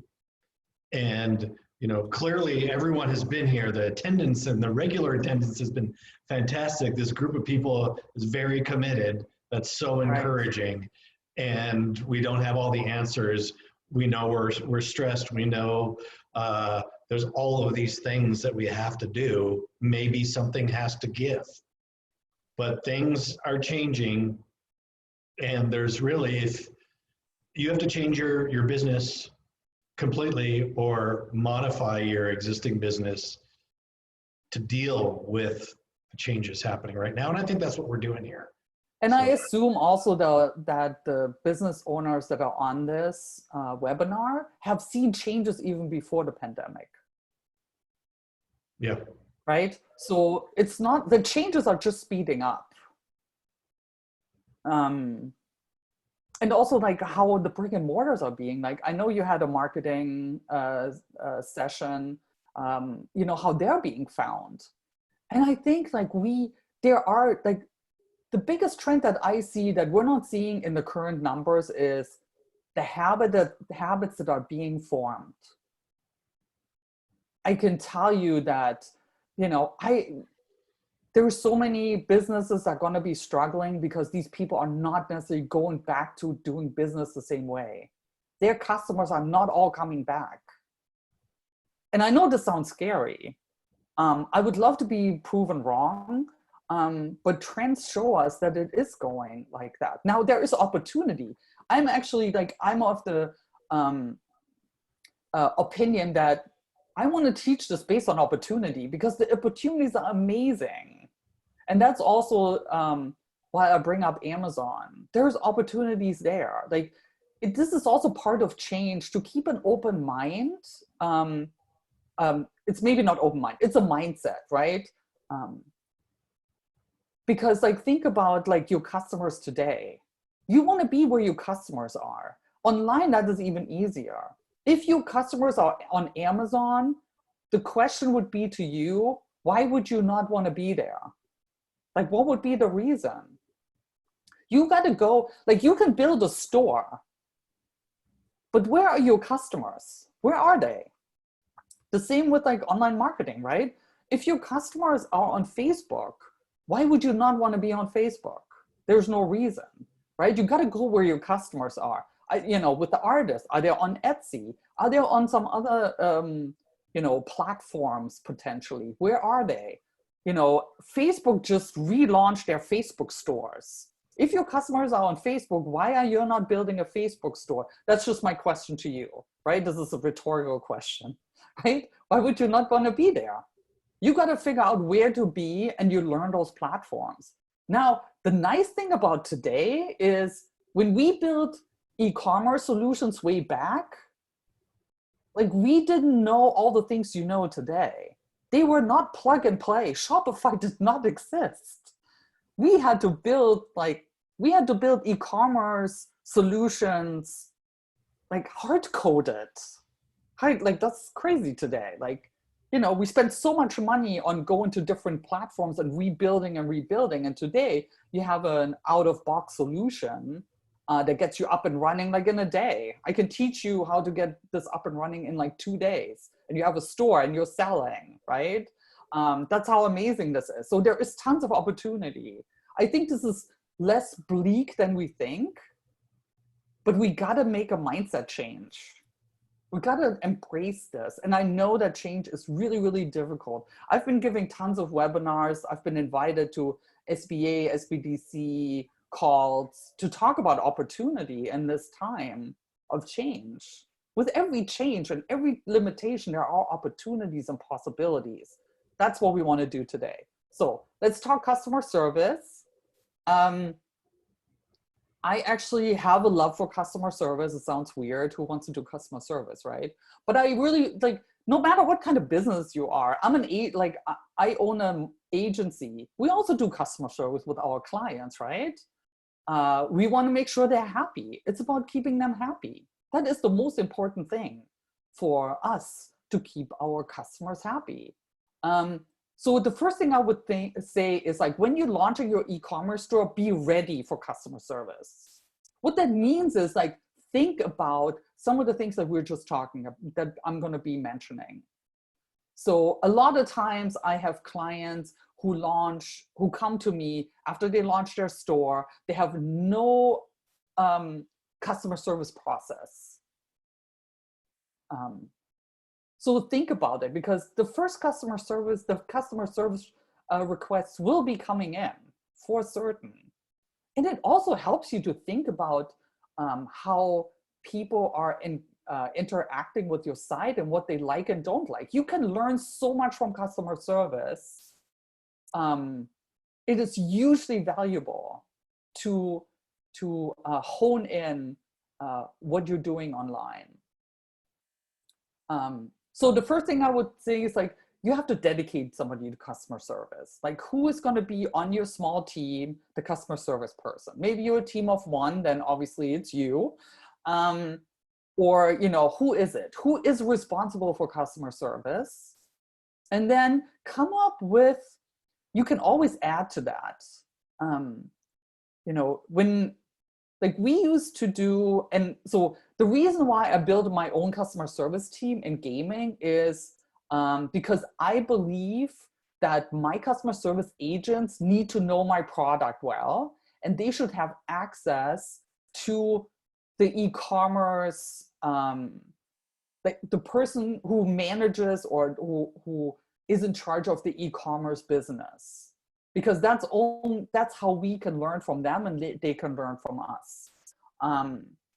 So what I did is like I handpicked the people that I thought could talk best to our customers, and it was never the people who actually work on the products. They have so many emotions involved that it can, like, there's nothing good that comes of it. I can, like, please prove me wrong. You know, if you're an artist, you probably, you have certain emotions attached when people come and say like, you know, I think this was like horrible, right? Like, what do you want to tell to this customer? Definitely not something that you want to tell them or should be telling them. So I usually get somebody who is very, they're more neutral, right? And then, so what is the script? So what are we telling these people when they come to us, when they say these kind of things, or when something goes wrong? You know, I have a client, for example, e-commerce client. She has a dried produce product, right? So, you know, there could be breakage when she ships. So she has to train her staff. Like, what do they do when people say, hey, I got the box, but there were a lot of these packets, like broken. So what do they do then, right? Like, you don't want to make this up as you go, and you can always add to it. So for example, you know, if somebody comes with breakage, you probably don't want to refund them the whole thing because they can still use it. You apologize and you give them, you know, potentially a credit for their next one, for their next order. So, but think about like what you want to do there. And, you know, you build like an FAQ. And some of that FAQ could actually live on your website. I love FAQs. It's great for search engine optimization, by the way. So train your staff, pick somebody, focus on instant gratification. And this is the most difficult for the small business clients. Think about how you want to interact. If you were your ideal client or customer, how do you want to interact with customer service online? Honestly, like, I have no patience. Like, people better, like, if I have a problem, somebody better takes care of me like pretty quickly. I'm somebody who goes to chat. I don't want to talk to anybody. I definitely don't want to be on hold. I don't want to be in some circle of, you know, click 5 and click 1 and then click 0 and, you know, go back, and like, I don't want to do that. If I have to email somebody, I feel like this is going to take forever for them to get back to me. I've actually been emailing with Amazon for one of my clients, and whatever that service team has taken like forever, and like I have no time for that. If I could chat with them, would be awesome. So when I built the customer service team, I made sure, because of our product, we need to have 24-hour customer service. So I did cover most of those 24 hours with customer service agents. And I can tell you that there were times where you know, there was like an hour or 2 hours between customer service. One time we had a customer who emailed us like 20 times before the next customer service agent came on, right? He was angry. After 20 emails, he was angry, right? We had to talk him off the ledge. So think about what you can handle and how you're gonna make some of this possible. Of course, if you don't have a 24/7 customer service team, like what do you offer them? For example, there's chat functionalities that you can have on your e-commerce site. If you're not on chat at the time, or your staff is not on chat, then it will become an email. You can give people a heads up how quickly you're gonna be responding to them, right? So set the expectations. And you may get complaints. It was like, why is nobody like calling me? Who can I call? And believe me, they will find you. Like, you know, it's always, you know, this is the age of Google. If you email, like for example, my Amazon emails are with the trademark team. There is no phone number, but I tell you, I have Googled them. I've been trying to find a way to get a hold of somebody. This morning I woke up early. I went on LinkedIn to see if I have a connection at Amazon who can connect me with somebody from the trademark team. So they will find you. They're persistent. So you might get those phone calls that you didn't want anyway, because they did find you on Google. You can use social media as customer service tool. It's probably not something that you want to do as a small business, but you can. You know, a lot of brands use Twitter as a service tool. They take tweets offline. And yeah, you could even use it passively, right? You could say, you know, this is how we're dealing with this, and this is how we're dealing with this, and you know, like, you know, different ways of doing this. So having a solid FAQ, I think, is super important, because that cuts down on customer service. So don't hide it. Make it, you know, if most of my e-commerce clients with their e-commerce website, they have a support page. So you go to the website, you say like, oh, support. There could be a support button. It definitely cuts down. So to give them a solution to their problem in an FAQ is the best way of doing that. Many of us, like before I contact customer service, I Google it. If there is a solution online that I can find the answer, then I'm not gonna, you know, I want this done like now. So think about like how your clients and customers would be dealing with the product when they have questions and all that. Yeah, so Veronica, there is a question. We're going to have to wrap this up. I know that you have a few more things to say, and I have a little housekeeping. So if we go over a minute or two, please stick around. It's important. But the question is about, you mentioned something about trademark. If products with trademarks are better on Amazon, and if you could just briefly touch on that, that would be great. Okay, yeah. So one of the new functionalities on Amazon is the brand store. A lot of major brands have trademarks. They're already utilizing it, and it's opened up for small businesses. And it's almost like a landing page on Amazon, which is super, super valuable, because it ends up helping you in the search results. So you have to prove that you do have a trademark. And that's what I'm dealing with right now. I guess it's not as easy as you would think. There's a million steps, but they also want to make sure that they're protecting your product. The nice thing about trademarks is also that Amazon is making a commitment to defend your trademark.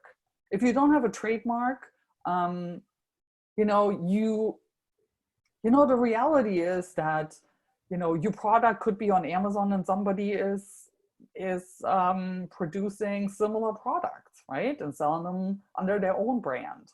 But trademarks on Amazon are super, super valuable. So they also give you better analytics, which I love. Those are the best analytics ever. Like, I swear, like nobody can come close. You can see how certain keywords are trending, what the conversion of keywords are. Nobody can tell you that. I mean, it's really incredible. And obviously Amazon knows everything. They know more than they show you. But what they're showing you as a brand store is about your products and how everything is trending. You can see seasonal keywords. Oh, it's amazing. So it's definitely worth going through the hassle that I'm going through for one of my clients to get the brand store up, because we're going to see all these analytics that we want to see. Cool. So thank you for answering that. Let's keep on rolling through this. Yeah. Okay. I have a couple more things to talk about, and I know you wanted to do that as well. So manage your inventory, super important, especially if you have inventory mixed between your brick and mortar and your online store. You obviously shouldn't be selling anything that you can't fulfill, especially on Amazon. They don't see that, they don't take that lightly. That's another webinar, right? Make sure you determine your shipping terms and zones. You know what you're shipping, how much it's costing, know your shipping methods and your costs. I would always try to do free shipping or something like, if you order more than $50 worth or something like that. I'm just examples, because we're just so like, I don't want to pay shipping anywhere. Artists, I think, are different because people are assuming that a custom product, there is shipping involved, right? Make sure you know your product weight and your fulfillment options and limitations, right? Like I have clients who are in alcohol, like where do they get to ship to? Where do they get to sell to?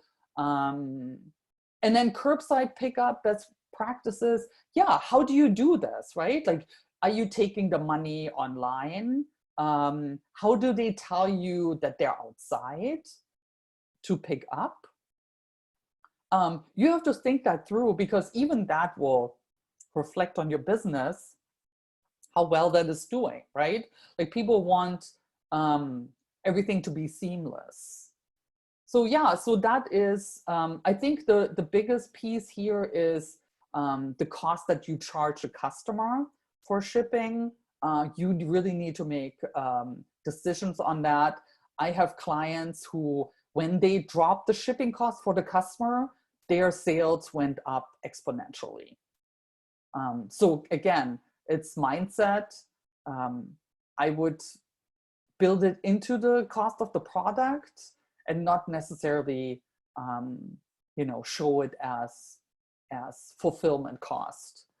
Again, Amazon has kind of spoiled us on this. Yeah.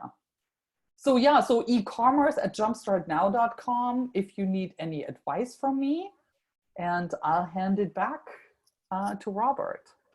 Thank you so much. You just nailed it. Really appreciate it. There's going to be more time for questions tomorrow, so thank you for that. We are running up against time. I want to share some late breaking news.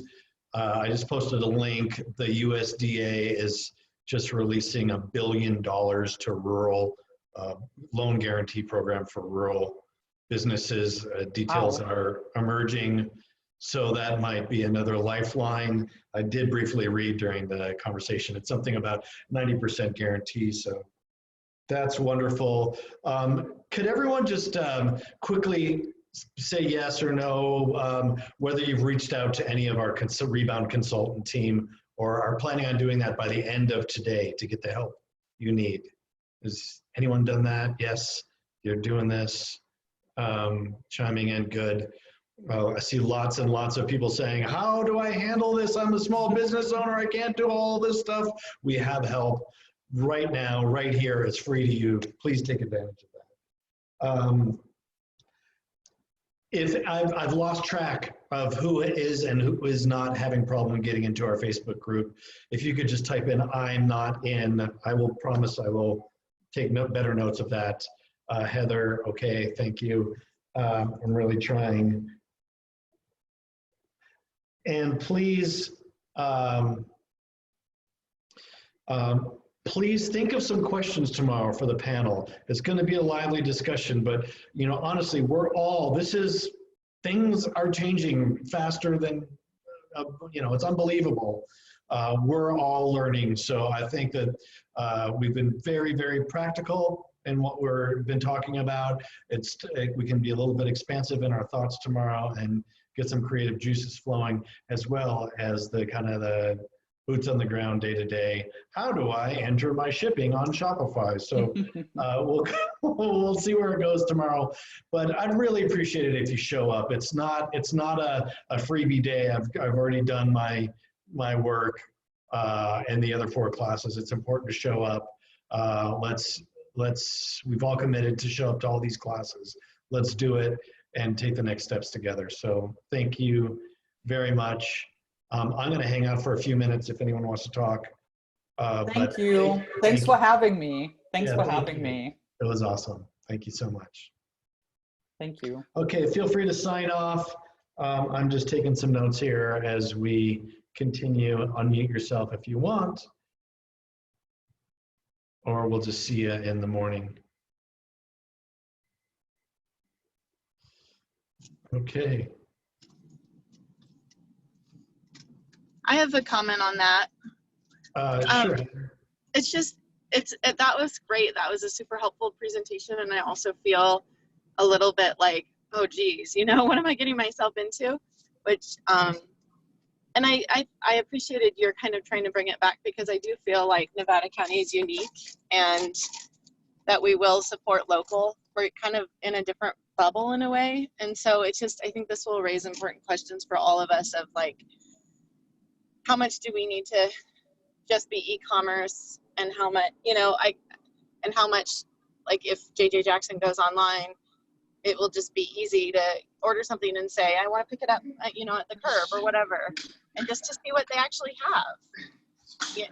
So I don't know. I guess I'm a little bit in a different boat, but I hope that the other people aren't discouraged that have retail stores locally, because I still think that, like I went on Kikidizzy's site after somebody mentioned it and just saw a bunch of stuff I didn't even know they had, so I just think the local will take precedence still, and that we still need to focus on that as our little community. Yeah, I totally agree. I think Teresa. We are unique. We are unique. She's like, I want to say something. I definitely do, but I really appreciate what Heather had to say. Thank you. Yes. I felt the same thing. I felt overwhelmed in a real sense of sadness around, the promotion of Amazon, and, the e-commerce is really the way to go, because I recognize that it's really important for us to have a website, but more so for something like what Heather mentioned, for curbside pickup, because I feel like people can't know what we have in our shop. I don't foresee engaging customers in North Dakota somehow. That's just not what I envision. It could happen, I guess, but I'm imagining our local people wanting to come look at the site. And maybe that's skewed, but I really want to generate community and continue to foster building our local community. And I don't really want to be engaged in the larger. I'm not opposed to earning more money, but I feel like it's really about supporting our towns. Yeah. Thanks. Yeah. And I think that like, you're really clear what you want to do in that community thing. And so May, I've come to JJ Jackson's when I do international travel, and you have your, here's your RFID, and I put your passport in this thing, and unfortunately, I don't think people are going to be traveling for a while. Right. So you might have to switch. Yep, totally. Up a little bit in what you're offering. But you have I'd rather have passion and have to figure out where I'm focusing that on, as opposed to having no passion and like have a warehouse full of widgets to sell. Yeah, so yeah. I couldn't do it. It's a good spot to, better spot to be in. And it's funny because I feel more and more like my mom, who, Gil, of course, adores you, Diane Jacobson.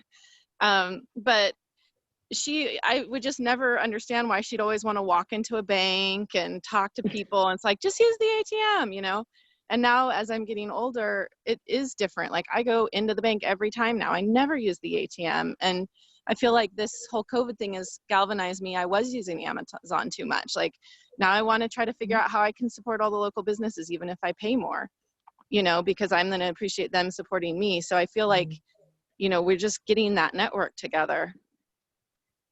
And I really feel appreciate so much Robert. the same way. Yeah, Robert, you're really holding the space for that. I really appreciate that. Yeah, well, thank you. You know, one of the things that I see going on locally in the business community, for example, there's a reopen businesses action or demonstration or I'm not really sure what to label that, in Grass Valley, led by the Grass Valley Chamber. I definitely have mixed feelings about that personally, and as, you know, I wear multiple hats in this community. But what I find interesting, I think I get the sense of let's reopen and get back to normal. And it's just, let's get back to the way it was. And I don't think that's going to happen. So everyone in this class is understanding that things are changing. We're trying to figure out how to adapt to those changes. And it's, you know, I don't like the expression new normal, and I don't like the expression post-COVID, because I feel like there's no post about it. We're right, we're in COVID. This is not post-COVID, this is COVID. What are we gonna do? And we're all working that out together. Yeah. I love the chats. Thank you, everybody. Tomorrow is gonna be a good day. Looking forward to seeing your faces again and meeting one-on-one with a lot of you too. So that's looking, I'm encouraged about that. So let's wrap this up. And Thanks, Robert. see you tomorrow. Sounds good. Okay, bye.